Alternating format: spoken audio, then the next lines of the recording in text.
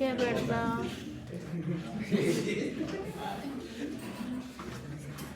En realidad, cuando se habla de historia clínica, solo se basa en documentos. El tema de laboratorios, solicitudes y demás, es otro aspecto muy diferente.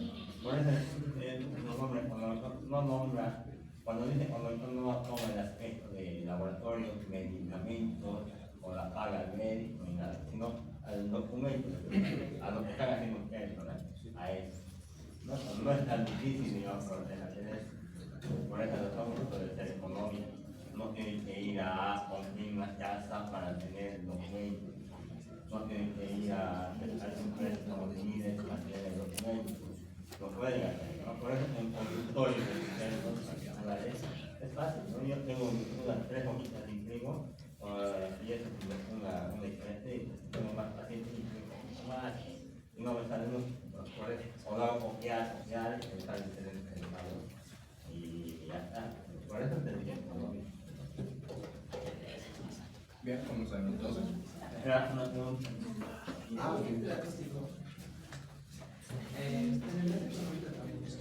Ciertos datos de laboratorio que están pidiendo, entonces tiene relación con qué ayuda tendría que estar registrado esos datos en este caso.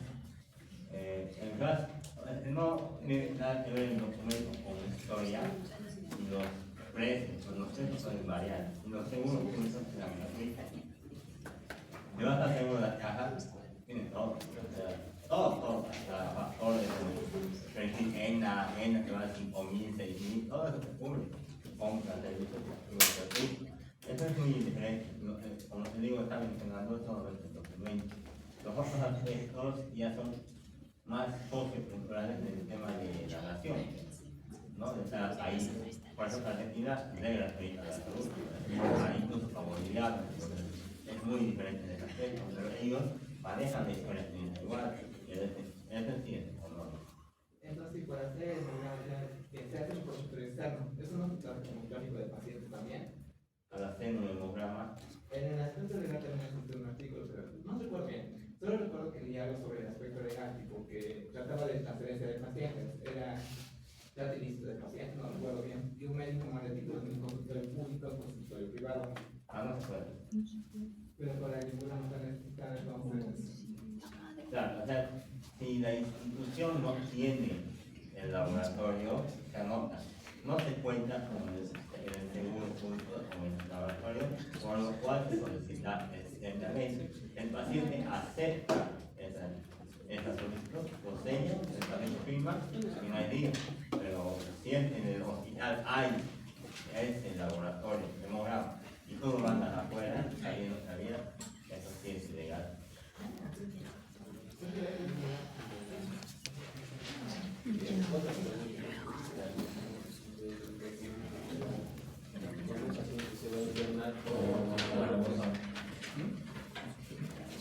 ¿Cuántos pacientes se va a internar?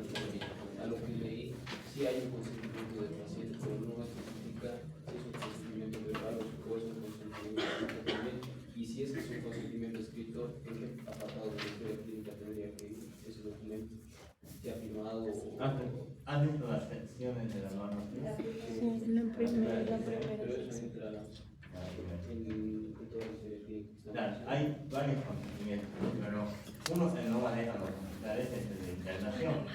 Ese consentimiento está en la primera sección. Ahí te dice, y debería decir, no hay muchos hospitales que tengan eso. Lo que sí hemos creado un programa que decía, usted acepta ser internado, tratado por los médicos del hospital, tratado por el personal de enfermería, aceptar los diagnósticos y los laboratorios y estables complementarios. O sea, ese es el consentimiento primerito, para que se entienda. Y obviamente si vas al hospital, te digo, interna, estás mal, tienes apéndice, te vas a decir, sí, internar es un apéndice. Pero muchas veces no hacemos igual el consentimiento de internación, y eso está en el y eso es un error, el mío, ese consentimiento. Después hay para cirugía, hay para anestesiología, para biología, para todo hay. Pero ese inicio, la mayoría de los hospitales no hacen.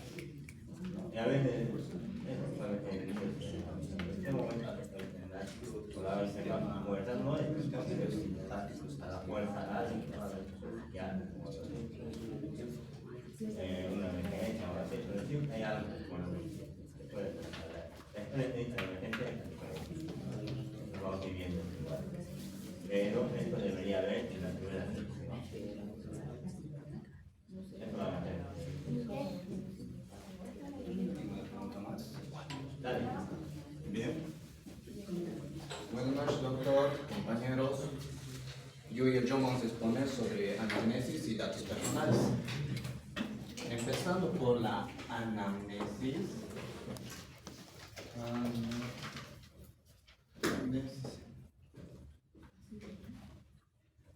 Según Suros, ¿no?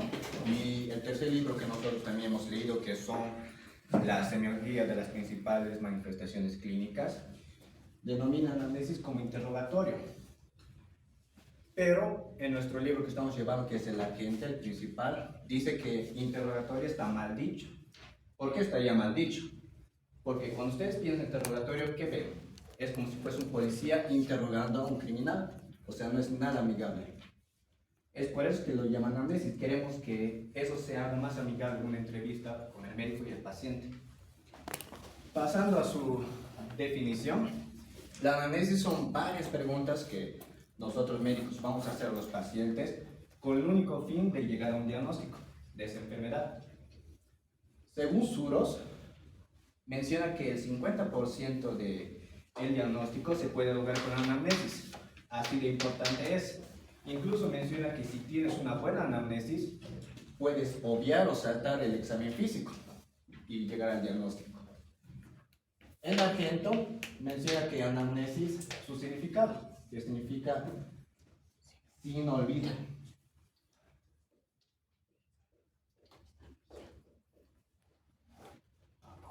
¿A qué se refiere con sin olvido?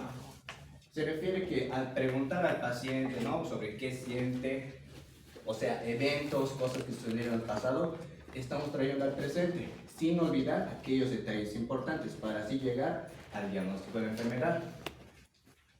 La anamnesis tiene una clasificación que se clasifica según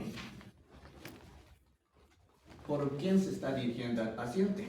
Digo, por quién el médico está dirigiendo y por cómo lo realiza el médico. En el primero se divide en tres. En directo se llama. En el directo se refiere que el médico va a hablar directamente con el paciente. O sea, el médico pregunta, el paciente responde. La segunda es indirecto.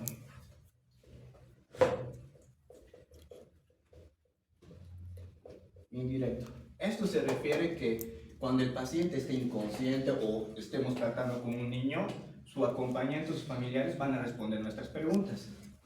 Y hay el mixto. El mixto se refiere que tanto el paciente como el acompañante familiar van a responder las preguntas del médico. Ahora, su otra clasificación, que es por cómo el médico lo realiza, está la tribuna libre. La tribuna libre significa básicamente que el paciente viene a consulta y nosotros vamos a decir cuál es su motivo de consulta, por qué vino hoy, y vamos a dejar que el paciente hable libremente. Ahora hay la segunda, que se llama dirigida. La dirigida es cuando el médico va a interrumpir, o sea, es cuando el paciente ya está hablando de otras cosas que no tienen que ver con la enfermedad o no está pudiendo así hablar libremente porque quién sabe tiene vergüenza, no sabe qué hablar, y ahí es cuando el médico va a intervenir, a hacer preguntas sencillas para que éste pueda responder. Ahora, después de esto pasamos a un tercer punto, que es la relación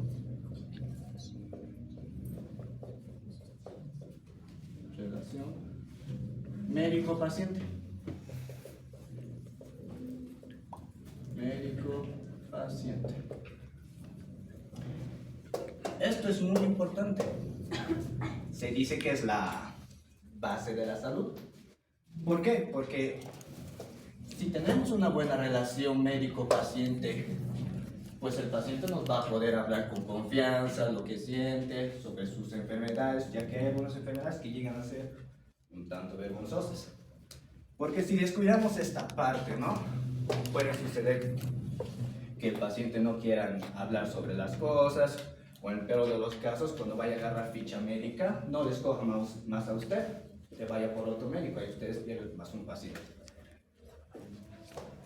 Ahora, para tener una buena relación médico-paciente, el médico debe ser empático, paciente, estar atento a lo que el paciente dice y sobre todo comprensible con el dolor que el paciente está sintiendo, ya que ustedes deben tener en cuenta que el paciente que viene a ustedes no es otro caso clínico que ustedes van a atender en el día, un objeto de estudio, es una persona con dolencia que viene a ustedes para calmar su dolor.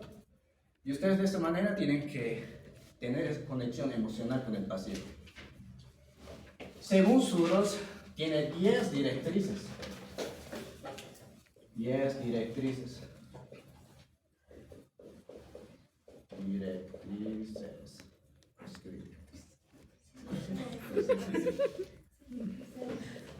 José de Casa.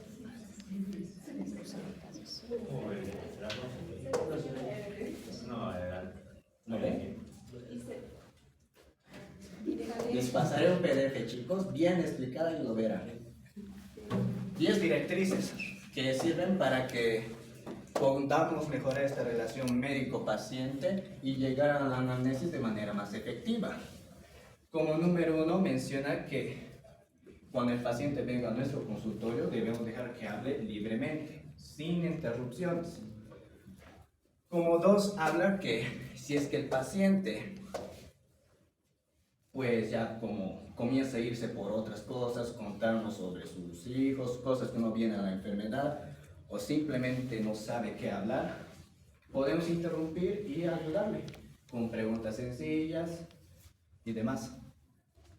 El 3 se refiere que debemos escuchar atentamente al paciente, con un interés genuino, realmente que nos estamos importando con él. El número 4.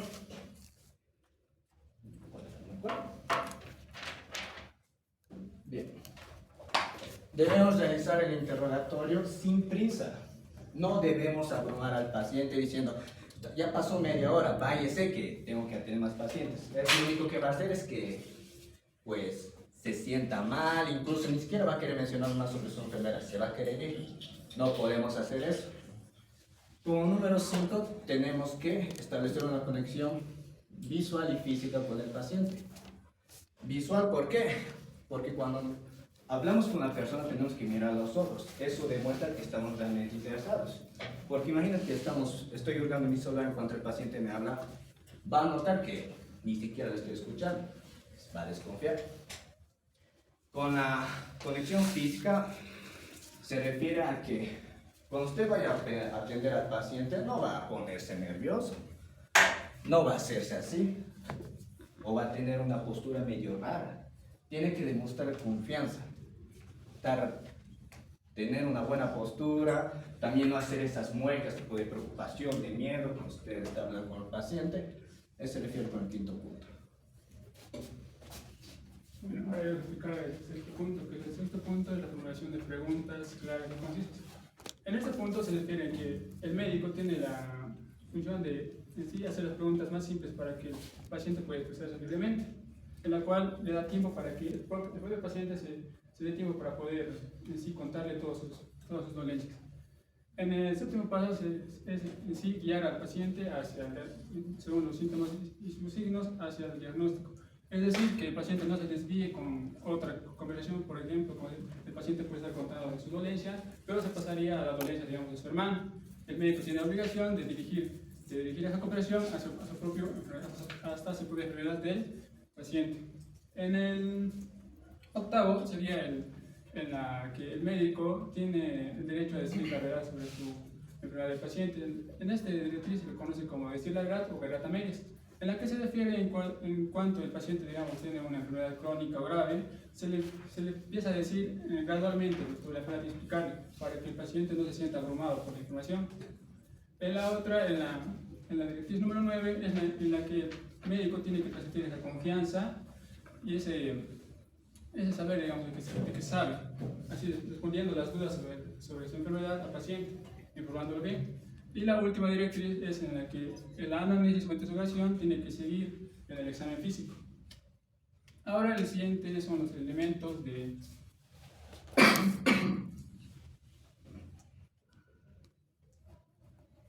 una buena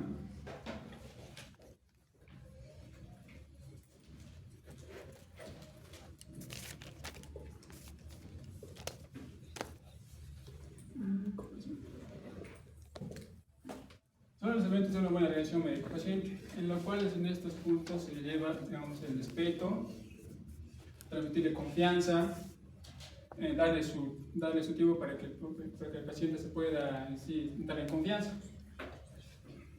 En el otro sería la comunicación médico-paciente. En la comunicación médico-paciente, según este agente, dice que se hace de manera verbal, física. Pero según su voz, se dice que se hace en un espacio aislado, cesado en el tiempo.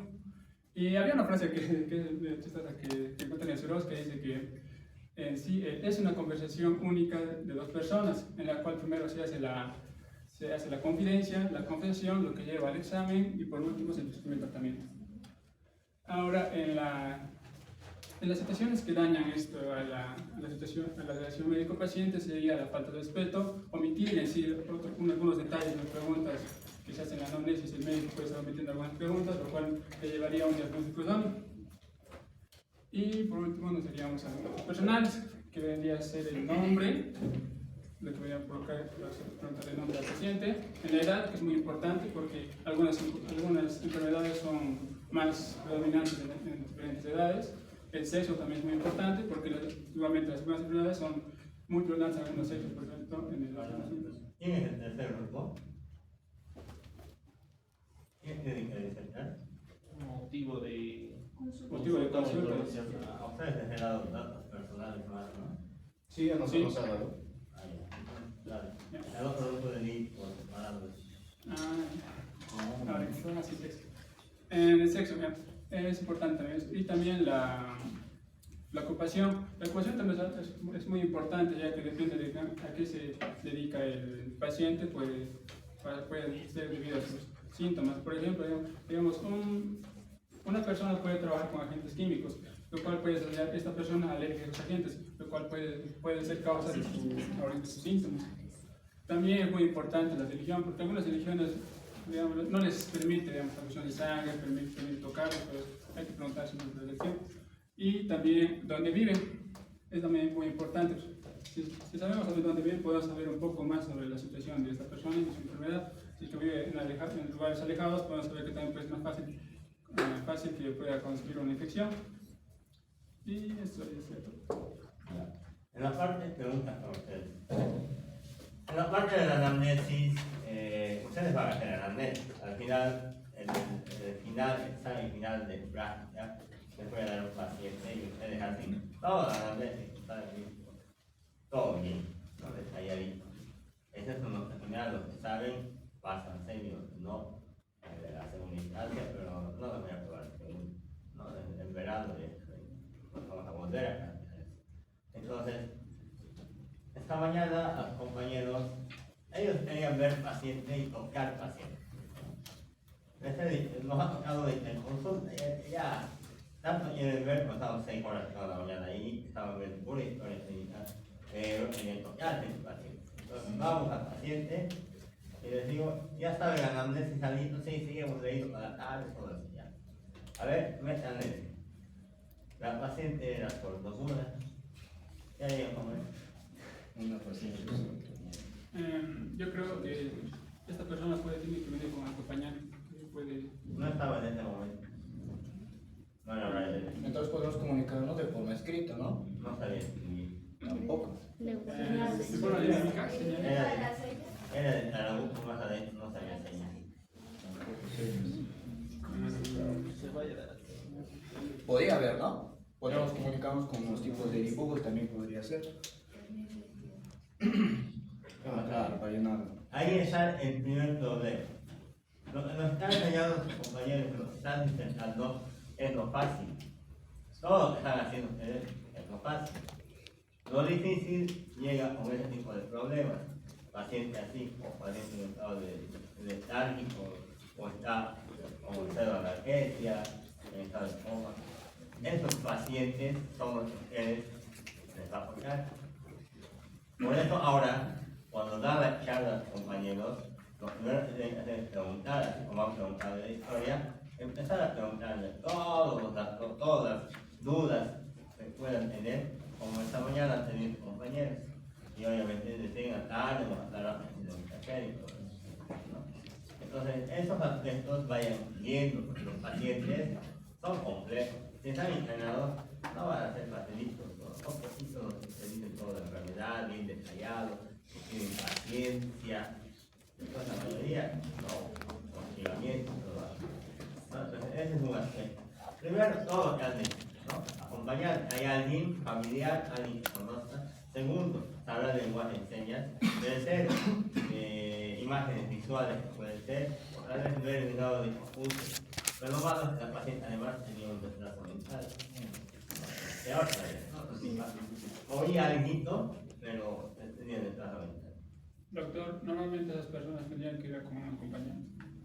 Normalmente, pero la paciente no era digamos, agresiva, no colaborativa, Es que colaboraba. creo que en el sur decía que esas Y- personas con retraso vienen con acompañante. Era una sala, eso es en el libro, Sí. pero ahí era, el único acompañante era su hijo, no fue la amiga. Pero su hijo me hizo trabajo, no puedo quedarme. Entonces, verán que la sociedad o la situación social en Bolivia es muy diferente a los libros, y esto ustedes ya van a ir acomodando y solucionando los problemas, ¿no? En muchos casos, si no hablaran, no hacían nada, no tienes nada, siempre de información, no puedes obtener, no esa sellita más.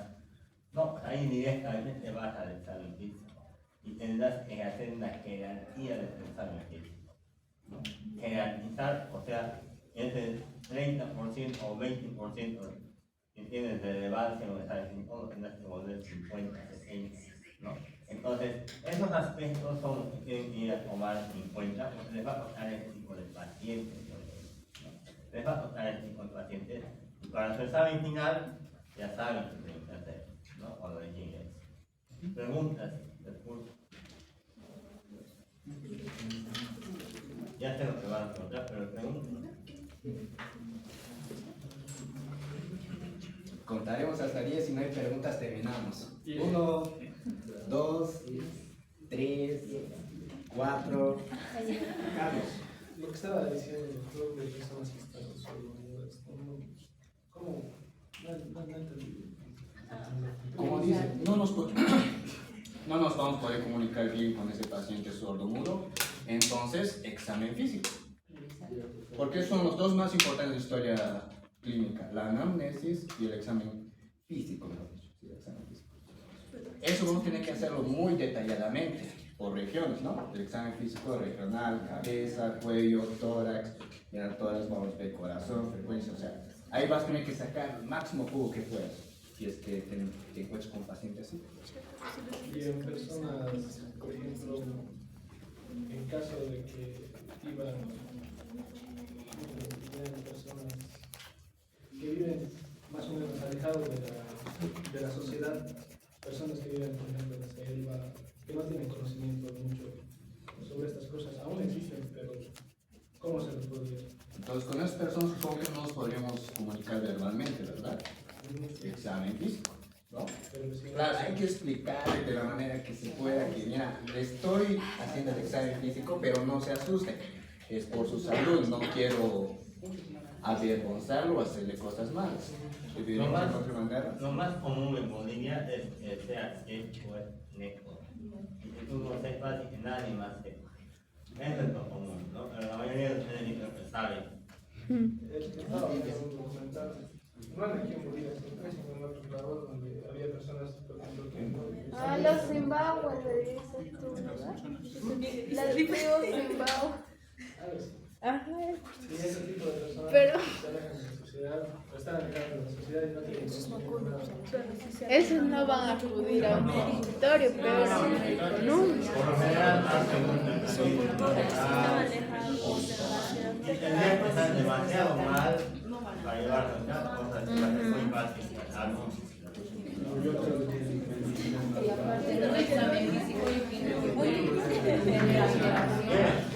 Ya has quedado en 6. Aquí hay una pregunta.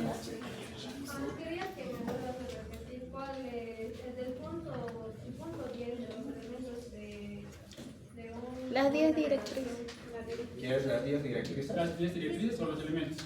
Les voy a pasar un PDF bien explicado. ¿Quieres que te explique verbalmente? Sí, verbalmente. Ah, verbalmente, los 10. Solo el 10.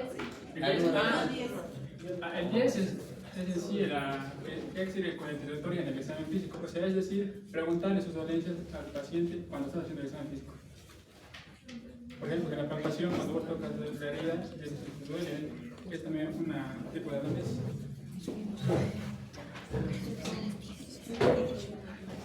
6. Pasa que la anamnesis, muchas veces el paciente no te ha dicho algo, ha venido con problemas de cefalea, migraña, me internan al paciente. Al momento de hacer el examen físico, a veces no lo realizan completamente en el consultorio. Entonces lo realizan ya internado al paciente, está internado con la migraña, no soportaba, incapacitante y todo eso. ¿No? Entonces, gracias al paciente de abdomen, tenía dolor, entonces le duele, entonces ahí vuelves a hacer lo que es una anamnesis, le vuelves a hacer anamnesis. Doctor, también se puede encontrar hallazgos de nuevas enfermedades. Esta mañana al interno le han preguntado, ¿no? Al interno uno está manejando bien los pacientes ahí en el instituto y él les decía, el alumno le ha preguntado, como ellos, como ustedes, le han preguntado, ¿qué es lo que debemos saber para un buen examen físico? Y él le decía, todo lo tienes que revisar. Porque en ese paciente que ha entrado con cáncer de cuello uterino, si yo no le había revisado su pulmón bielcito, porque el otro interno lo había estado manejando antes, y decía normal el pulmón, y solo se ha abocado al cáncer de cuello uterino, su sangrado y demás. Si yo no le hubiera revisado el pulmón, no me hubiera dado cuenta que estaba con neumonía, de hecho, ¿no? Y de frente, ¿no? O sea, no lo ha culpado, sino que los internos lo han fallado, lo han pedado. Y los médicos confían en los internos muchas veces. Oye, ya sabíamos que tenía neumonía, porque tenía una tomografía y una neumonía antigua en resolución. Todos los internos que antes evolucionaban a esa paciente no podían, no lo registraban, no sabían, ponían murmullo vesicular conservado, delegado, todo eso. Y cuando llegó ese interno, se revisó bien y empezó a decir: tiene herpes, tiene esto, doctor, tiene esto. Entonces, y esa les explicó a los alumnos, les dijo: tienes que hacer completo. Si yo no le habría revisado, ¿qué más ha dicho? Los pies, los miembros inferiores, no me habría dado cuenta del problema es asimétrico y no nos habríamos dado cuenta de su trombosis, ¿no? Y eso no estaban dándose cuenta ellos. O sea, esos detalles, ustedes van a ser criticados si van así, muy superficial, ¿no? Van a pasar una rotación o eso, y lo mismo, va a venir un poco más que a Perú, ¿entiendes? Y van a decir: no sabía, no han hecho esto, porque no lo han evaluado. Y cuando sean médicos, va a ser lo mismo. Siempre va a haber alguien que esté más al pendiente del paciente, pero ¿por qué no le pediste laboratorio? Para mí es un signo meteorológico. Entonces hagamos esto, ¿no? Y esos aspectos son los que no tienen que cometer ustedes, de perder detalles, ¿no? Tienen que evaluar.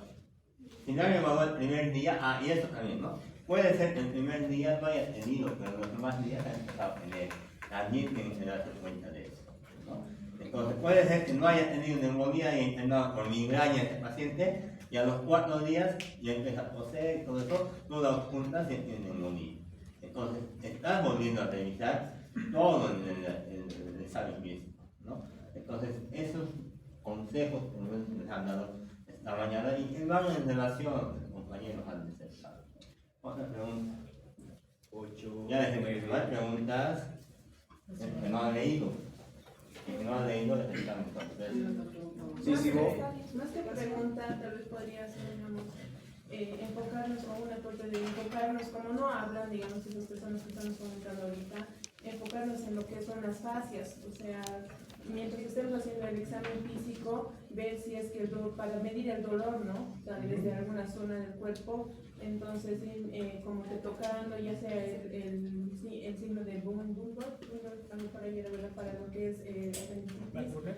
Entonces, ver también en las fascias, ver si es que ha sido muy fuerte el dolor, entonces obviamente va a ser una retiración de la mano, o también, si no va a ser muy fuerte el dolor, entonces, o sea, no va a tener tanto cambio en lo que son la cara y demás. Preguntas sobre el siguiente suscito que han dado datos personales.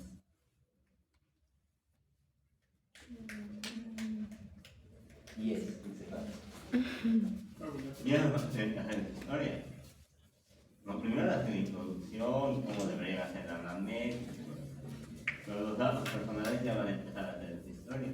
No hay preguntas sobre eso. Estado civil, maestro. ¿Estado civil? Igual el sexo. Y ahora el Estado civil. Estado civil, sí, me voy a ver. Estado civil, entonces. Sería pertinente preguntar dentro de eso si es que tiene acceso a los ¿Servicios? básicos. Sí, también sería pertinente. Y entra dentro de eso. Cuenta con alcantarillado. Eso no se va en el medio. Pero Entonces, lo del lugar de procedencia entraría en datos o en alguna otra. Sí, también entraría. Ah, ¿Y persona responsable? Eso ya debería ser mucho de personas que no pueden, que no depende mucho de ellos mismos. Niño, La parte de- niño, pero en caso se está casada la persona. Eso Ya le quisiera están saber. pudiendo. Una la vez a ver. Uno, ya fue. Como dice mi compañera, en personas, digamos, normalmente así, que no tienen ninguna, no sé, algún síndrome, o sean menores de edad y demás, se les pone como, digamos, persona responsable al esposo o a alguien ahí, o sea, para a quién llamar, digamos, si tal vez sus síntomas han exacerbado o algo. ¿Cómo de nuevo? A un niño, pediatría. Ah, sí, que vea un niño solo. ¿Quién es persona? Cuando no es un niño, cuando es una persona adulta, no mayor. tiene síndrome. Sí, Para una adulta mayor, ya como dices. sí. Normalmente se pide también sus datos, sus datos de número de teléfono. Y otra persona. Sí, otra persona. Siempre tiene que haber una persona de referencia, una o dos o tres, aunque sea, de referencia. Además, fallece el paciente, hace un paro y no tienes una persona de referencia con su número de teléfono de la persona de referencia. ¿A quién vas a llamar? Y justo no vienen todo el día y al día siguiente felices vienen a visitar a su pacientito. Hoy día tendrían que darle alta y se entera que está en la morgue, se entera que ha fallecido por no haber anotado el número de referencia. Y muchas veces pasa eso, ¿no ves? La función de sangre del paciente está sangrando, tiene que ir al hogar primero, a llamar a su familiar. Y el anterior interno doctor no sabía, no le había puesto un número de referencia ni nombre a quien llamar. Ahí está. Problema. O un paciente que ha estado al quirófano de urgencia y el familiar se ha salido y no ha vuelto más y tiene que llamarle porque tiene que tener un medicamento de urgencia. No tienen el número, ¿qué van a hacer? ¿A quién van a llamar? ¿No? Y ese medicamento no hay en el hospital, nadie puede ir a comprar. Entonces, tiene que haber ese dato de referencia, sí o sí, uno, dos o tres, aunque sea mínimamente. Los aspectos legales de quién es responsable, ahí sí juega mucho más la parte de legal, ¿no? ¿Quién es responsable de quién? Porque puede venir el hermano, el esposo y el amante. Y decir, yo soy. Y pasa eso, ¿no? La ex esposa, la esposa y la novia, ¿no? Así pasó de ahí. ¿Y quién es responsable de quién? A mí me tiene que llamar el doctor, no puede ser ella, no sabe. Conmigo vive la novia. Conmigo vive, no vive. Su esposa solamente va de vez en cuando por sus hijos. Y, ¿no? Su esposa, yo soy la persona legal que tiene que comunicarse. Y la ex esposa, por el tema de yo tengo hijos por ahí en la casa, tengo que ver también esa situación. Entonces me debería comunicar también a mí. O sea, fíjense que muchas veces se juega el aspecto legal. No estamos hablando de personas de referencia, sino ahí siempre hay un jurídico donde puedes consultar y decir, tengo este problema, ¿a quién voy a nombrar personal? ¿No? Y te vas a dar cuenta, hay un paciente que siempre va rico, ¿no? Todavía sigue yendo, de vez en cuando va, es varón, y cuando vayan a práctica van a ir viendo, ¿no? De 7 a 9 va una mujer, de 11 a 12 tal, otra mujer. En la tarde no van mujeres en la noche, pero en la noche va otra mujer, ¿no? Y como les decía, ese paciente sigue vivo y sigue teniendo así, no sé cuál será una de servicio, no sé cuál será la otra, la máquina, entonces las tres van y se turnan. Entonces no sé si han coordinado o él les maneja tan bien que les dice todo en ese horario visita. Entonces, pero nada, y en ese momento una de las normas, una de las cosas que tienen que hacer es que no vayan a reírse, no vayan a gritar, no vayan a sorprenderse así, nada, ¿no? Eso es un guardar, digamos, el paciente tiene que manejarse de esta manera. Entonces, ese número de referencias sí o sí tiene que poner. Otra pregunta. ¿Ese número, doctor, va a ir en datos? Tiene que ir en datos, ¿no? En datos personales. Le van a hacer la afiliación ahí. Está el encabezado de una historia clínica, vamos a seguir ahorita. Está el encabezado, el nombre del hospital, todo eso, que ustedes se van a inventar, ¿no? Para hacer la hoja de historia clínica. Pero, nombre del hospital, servicio, ustedes quieran, ¿no? Un nuevo pueden inventarse y empezar a hacer así. Y luego empieza es la filiación. Filiación. En esa filiación hay aspectos. Esos son aspectos, ¿no?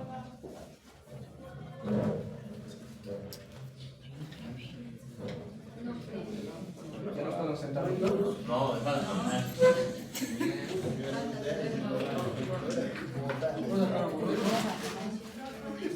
entonces, en esta historia clínica que ustedes van a tener, tiene un encabezado, ¿no? Así como eso. Ese encabezado pueden inventarse, como les decía, ¿ya? Pueden inventarse nombres, así como han visto, ¿no?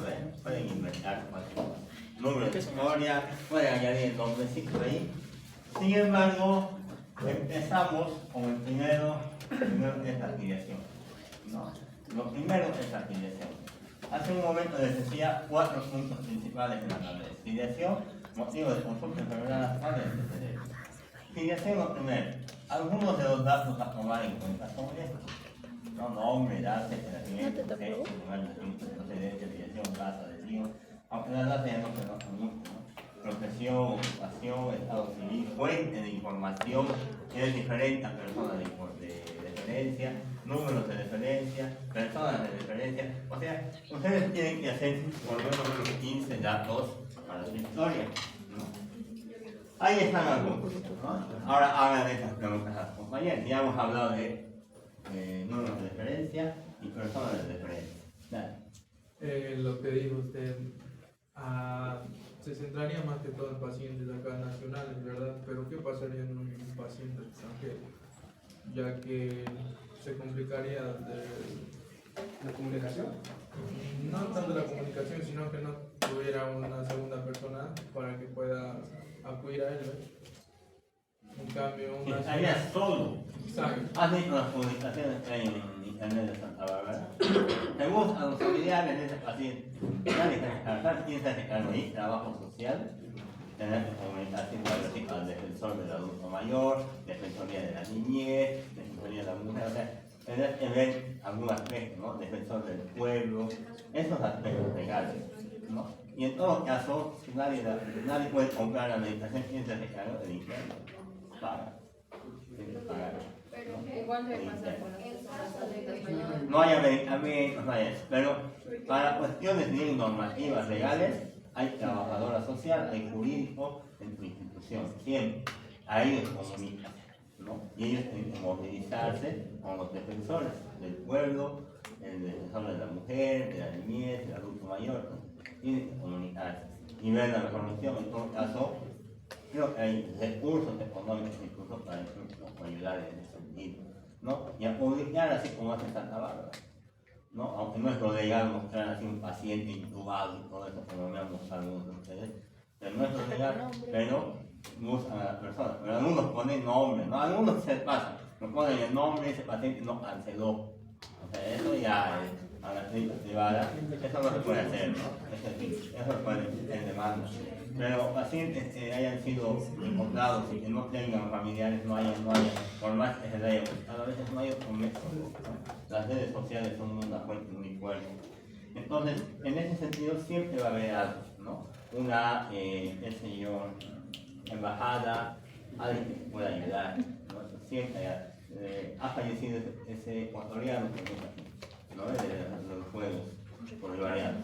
Entonces, ¿a quién van a comunicar? Siempre hay alguien a comunicar, la embajada se comunica con la familia, entonces, esos detalles siempre va a haber. Doctor, en ese caso hemos comunicado a su embajada para que se pueda tramitar que el cuerpo vuelva y se comunique también a los familiares para ver qué es lo que están queriendo, porque creo que es un poco complicado el trámite de que se lo lleven hasta allá. Nos hemos comunicado con la embajada y mediante ellos con los familiares, y había de dos, una que vengan hasta acá para que el entierro sea aquí y otra que sea trasladada hasta su país.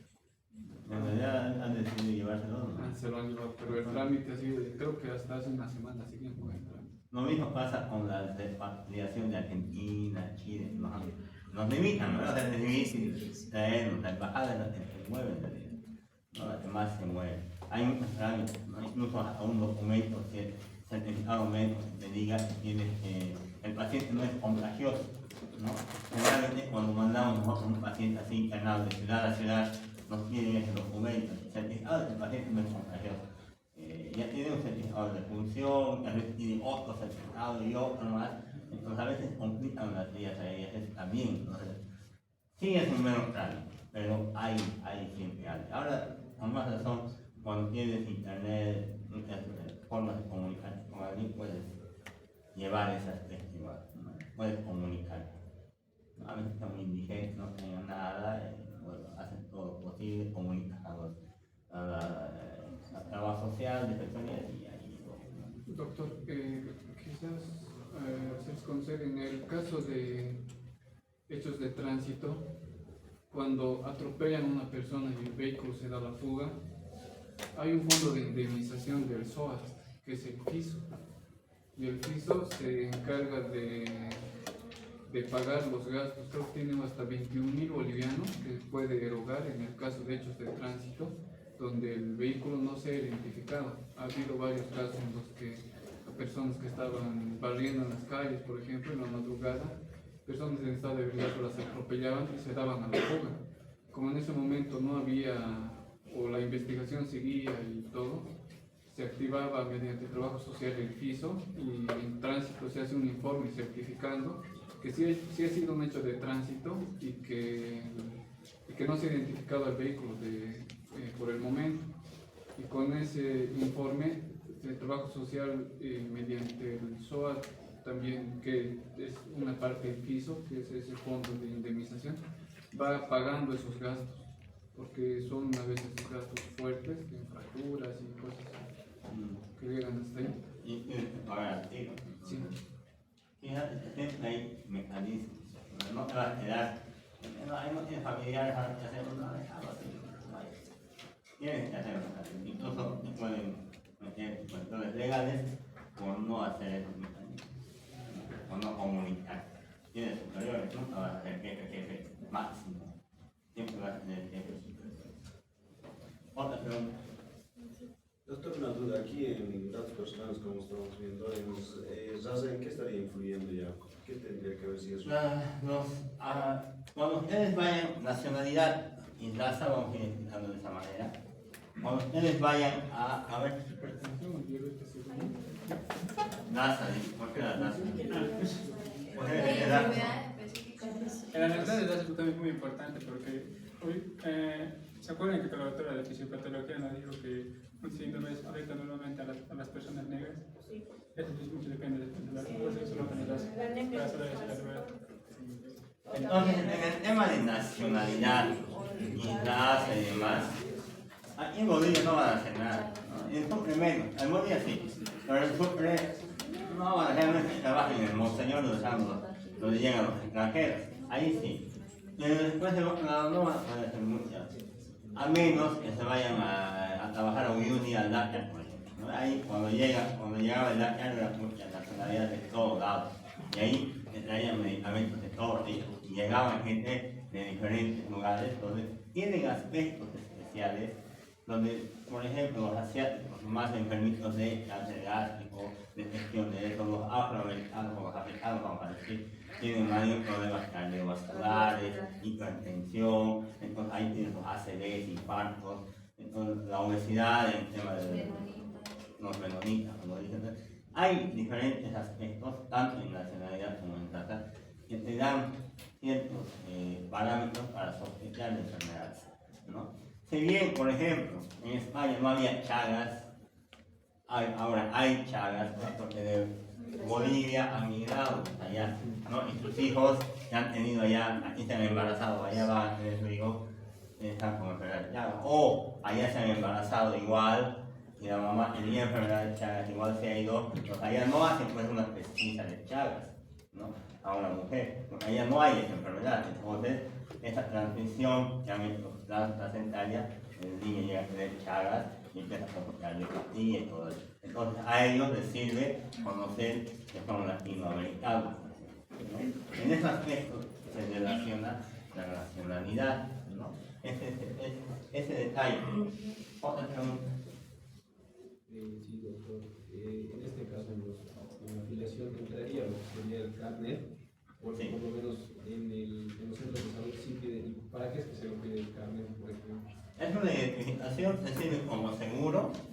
Otro, esta mañana la DGT estaban ayudando a hacer los compañeritos en el hospital, y en la DGT tiene el número de carnet, y no había carnet de historia. Entonces estaba yendo a buscar al paciente en la afiliación, debería estar todo eso bien escrito, entonces puedes copiar la afiliación. Esos datos se sirven por cuestiones de seguro, cuestiones legales y todo eso. Es decir, ¿no?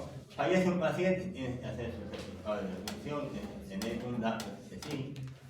Yo no confío en las historias de los internos. Entonces, yo sí o sí pido los carnet, ¿no? Porque va a ser un numerito fallé, me va a hacer a mí un trámite de miércoles para que vuelva a hacer el certificado de defunción. Entonces, de todas maneras, debería estar anotado y poder. Otra pregunta.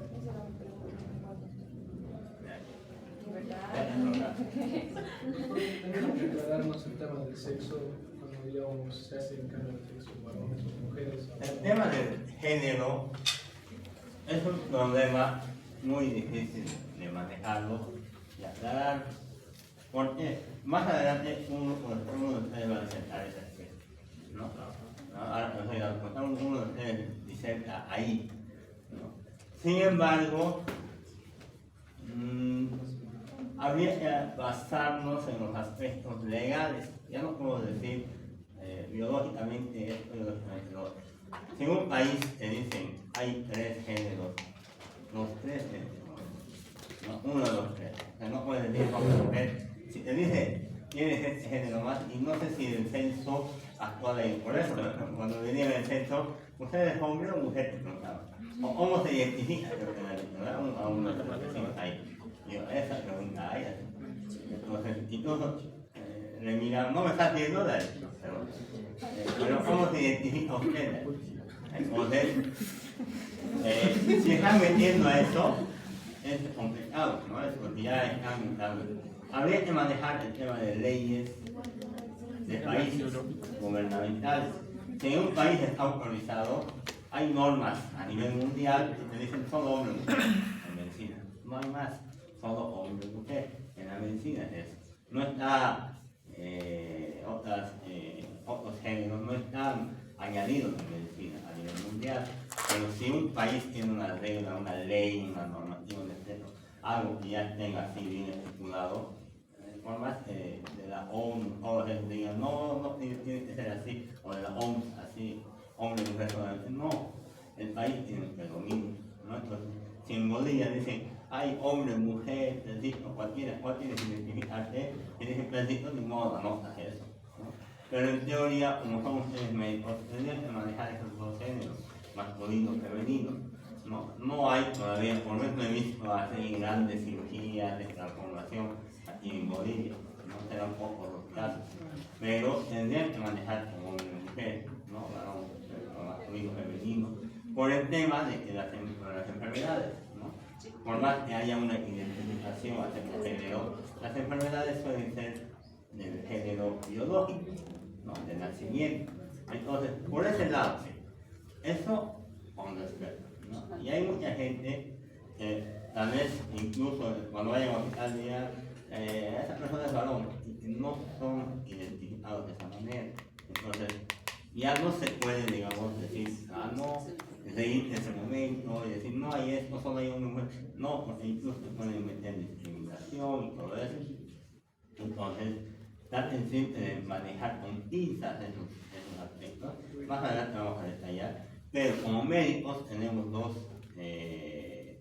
aspectos biológicos, dos géneros biológicos, hombre y mujer. Porque nos va a servir, ¿no? Por más que se identifique mujer un paciente, si es un varón,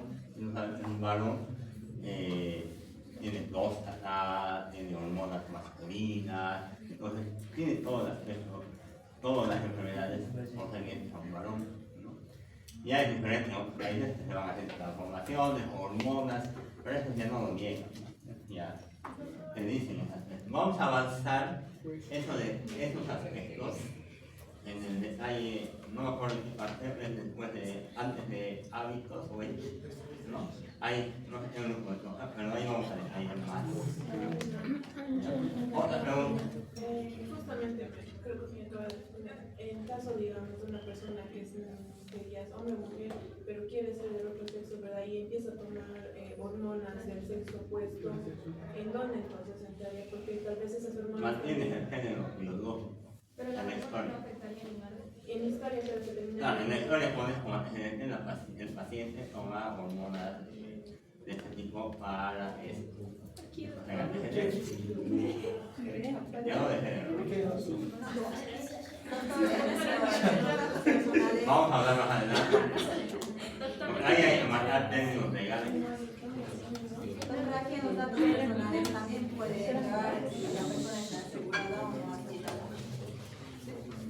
En el datos personales ponen lo que es asegurado en los seguros. Número del seguro, ahí abajo. Aunque en la historia arriba está bien marcado eso, ¿no? Entonces, también no es un aspecto. Puede estar, generalmente en los seguros, Caja Nacional, Tesorería, Bancaria, arriba que ponen eso. Ya ponen el número del asegurado. Es como un número de historia clínica. ¿Cuánto igual es mucho la carne de identidad para buscar? A ver si está asegurado. No, la vida, ¿no? Su nombre y ya. Ahora ahí no podemos. Yo tenía dudas de cómo dijo que van a profundizar allá, pero en tema de género, en el caso de pacientes que son hermafroditas, niños que nacen. Mañana vamos a profundizar. No iría dentro de esto el tipo de sangre, quizás, porque tal vez entre el transcurso de hacer la historia clínica sufre algún accidente para poder ya tener ese. Claro, el grupo sanguíneo es el apto. Cuando lleven historias de emergencia, se van a dar cuenta, es más, van a ver esa historia de emergencia, es diferente, ¿no? Y ahí está el grupo sanguíneo de entrada, ¿no? Hay unos datos que obviamos, por ejemplo, tasas, ¿no? El tema de dirección, esas cosas así. Entonces, en estos aspectos, esto solamente es un pequeño pantallazo, hay más, el doble debe haber de esto. Entonces, ustedes tienen que hacer 15 datos personal y como su compañero dice, entra el grupo sanguíneo, ¿no? Factores de H, el grupo sanguíneo, entran los dos. Entonces, tienen que anotar en investigación por caso, ¿no? Algunos se dicen que entran en antecedentes, doctor, no, pero entra en investigación. Ahí es donde vas a buscar el grupo sanguíneo, ¿no? En la mayoría de los factores. Doctor, algo más. Tal vez en otros países está más normalizado esto, pero de las personas que donan órganos, nosotros tenemos alguna base de datos o algo para saber o identificar si una persona es donador de órganos. Que yo sepa, no. O se le puede preguntar tal vez ahí, o tendría que ser incluso certificado o algún descargo que nos pueda avalar eso. Por lo menos que yo sepa, no, en Bolivia menos, ahora sí vendemos el orden. Es complejo. Bueno, el plan que hay aquí para trasplante es el renal, ¿no? Ya hacen el de Santa Bárbara, pero no hay una lista del donador, de las personas que van a donar, sino que una vez que tengas el paciente, tienes que buscar un familiar, sí o sí un familiar, ¿no? Y ese familiar le haces estudios y de sí compatibilizado todo, de sí puede donar. Pero si no, no hay una lista y no toman, principalmente en Bolivia, no están tomando en cuenta a personas ajenas para la parte del riñón. Hígado no hacemos, no hay hígado, corazón menos, menos retina. Afuera sí deben hacer, ¿no? Y debe haber base de datos, todo eso, pero aquí en Bolivia, por lo que yo tengo entendido, no. Y en el renal, el único trasplante que están haciendo, no. El de médula ósea en La Paz, no sé si esa tal vez haya, ¿no? Pero, bueno, la verdad no tengo el dato, si es que hay la base de datos, pues que se enferma y un familiar dona. Lo clásico es que se enferme un paciente y el pregunta quién de sus familiares puede donar, sano, joven, que no tenga enfermedades, no, por lo general hacen eso para la donación. Solo sería un familiar entonces, doctor, porque digamos hay una, de lo que sí hay lista, y al menos sé, es de personas que necesitan trasplante de órganos.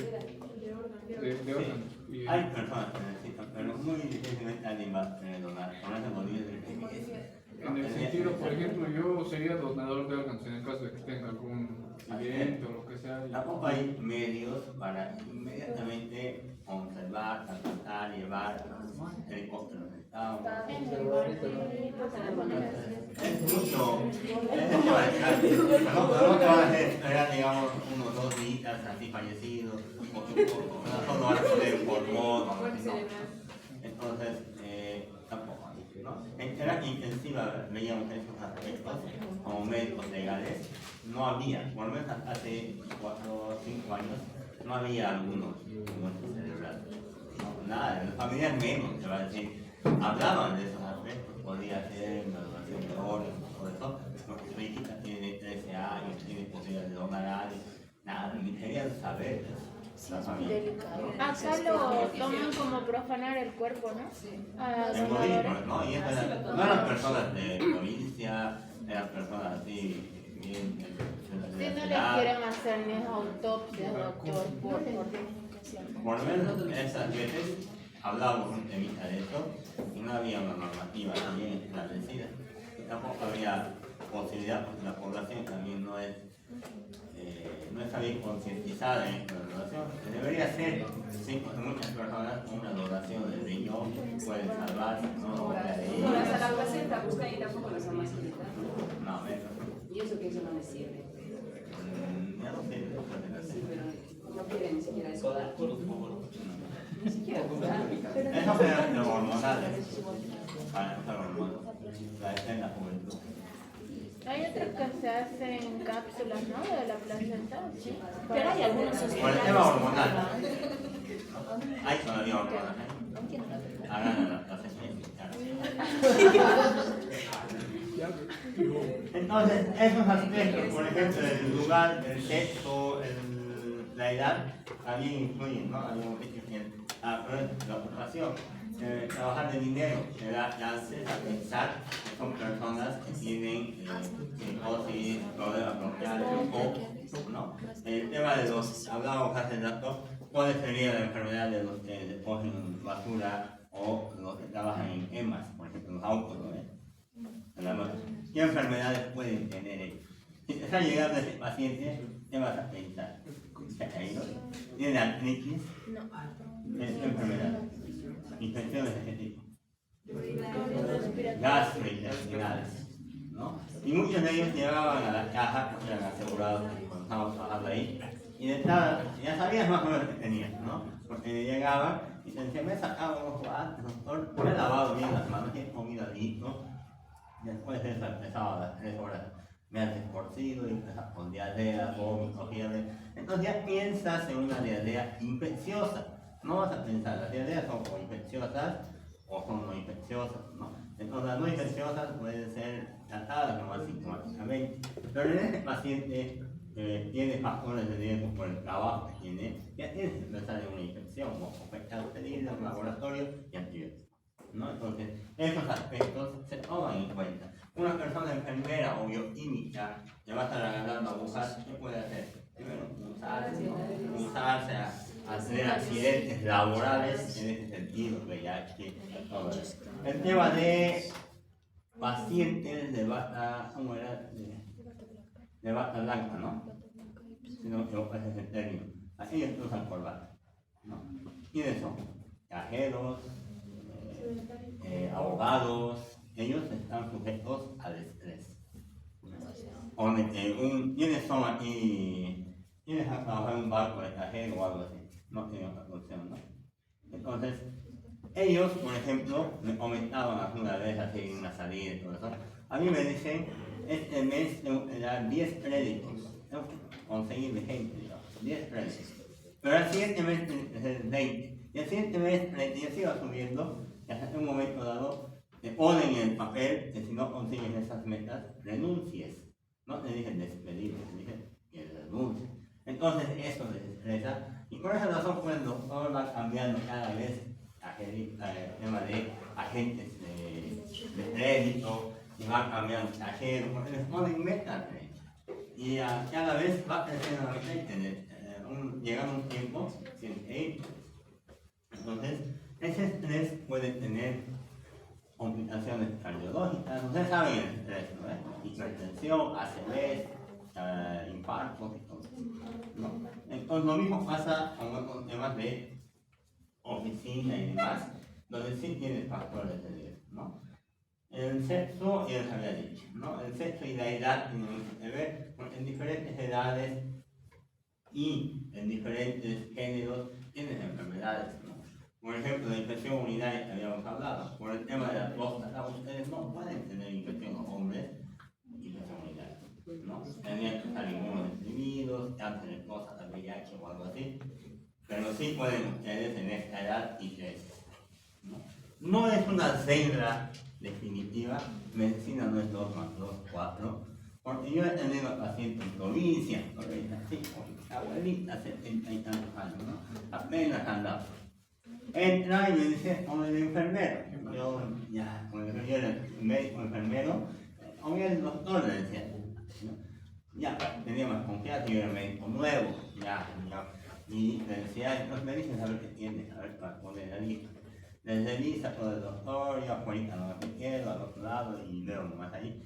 Y luego me dice, doctor, puede venir, no sé, parece allí, porque soy sospechoso, pero no sé si es eso, para poner los medicamentos. ¿Ya? Y le digo si la paciente, obviamente, me muestra una lesión en labios mayores, sífilis. ¿Y de dónde se ha contagiado? No era una sífilis de hace 30 años, se ha contagiado de 100, ¿no? 70 años no podía ni caminar, pero tiene una ETS. Te vas a pensar, se ha sentado en el baño, no, ¿no? Ha tenido relaciones sexuales con alguien y ese alguien la contagió. Entonces, no siempre las enfermedades van a estar muy acopladas a las edades, por ejemplo. No siempre. Hay que sospechar y a veces salir de esos rasgos y todo eso, pero hay una tendencia, ¿no? Y manejamos esa tendencia.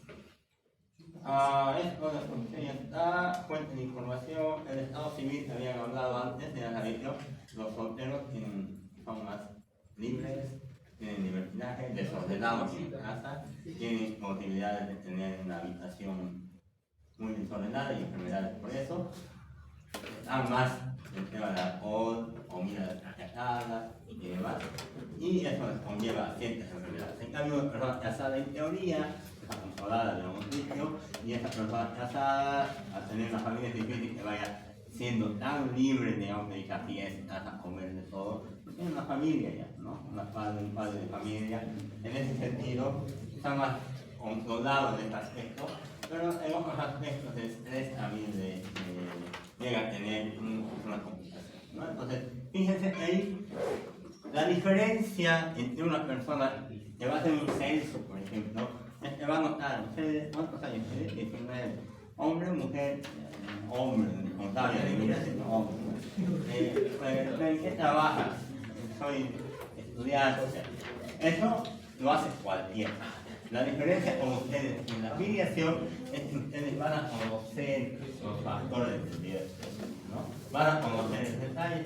Por eso la enfermedad lo les preguntaba. Si alguien está hablando de un cáncer de ovario, no me van a poner en su filiación masculino, no. Si alguien está hablando, por ejemplo, y esto también puede ser una ITS gordosea, no van a poner bebé recién nacido que tiene gordosea, no van por ahí. No puede ser que esté contagiado por la mamá, pero son los ojitos, son las clases de síntomas que van a tener el bebé, pero no declara pues, una vaginal, ¿no? Recuerden que también, a veces cuando nace un bebecito, sufre una pequeña menstruación y ya se asustan las mamás, ¿no? Y ahí dicen, ay, mi hija, ha pasado algo, ha sangrado. Y a veces esa fisiología se tiene que conocer y mantener el conocimiento y no decir, ah, tiene esto, eso es normal, el tema hormonal, que le ha pasado a su hija, a ustedes. Entonces, esos aspectos son para conocer, ¿no? Ya desde la diferencia de ustedes es que ustedes saben los factores de riesgo y qué enfermedades puede llegar a tener cada uno de estos aspectos. En base a eso van maquinando. Esta mañana me dio un paciente de 60 años y no podía moverse, le mostraba las radiografías a los compañeros y todos los huesitos bien desgastados. Lo primero que me dice, doctor, por la edad debe ser osteoporosis. O sea, ya sabían. Ese es el razonamiento que ustedes vayan adquiriendo al conocer la riqueza. Llenarla es fácil, ya les he dicho, pero conocer los factores de riesgo, eso es lo que cada día tienes que pasarlo y lograrlo hacer. ¿Alguna pregunta hasta allí?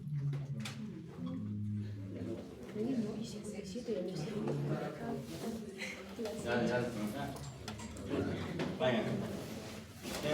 Apellidos ustedes todavía no hay influencia. Apellidos.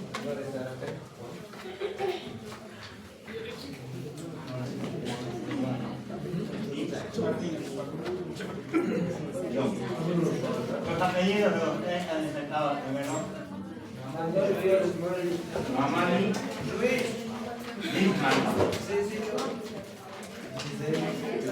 y Rocío Galarza.